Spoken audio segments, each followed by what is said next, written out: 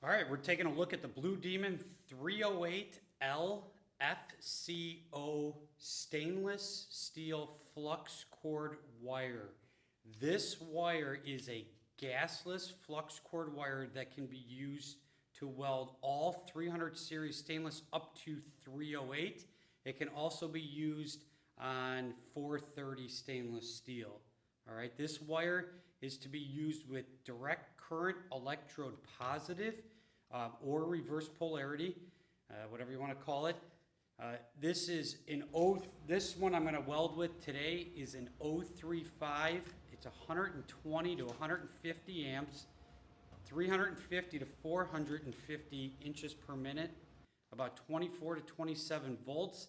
And then the actual tip to distance should be about a ½ inch to 5/8 of an inch in the distance. All right. You should be using a knurled drive roll to help with feeding because this is a flux cord wire, a gasless flux cord wire. It's best without a nozzle. If you actually have the flux cord tips, it would be better than to use one with a nozzle just because you will get some spatter build up. This is an all position wire that we can use in the flat, horizontal, vertical, and overhead positions.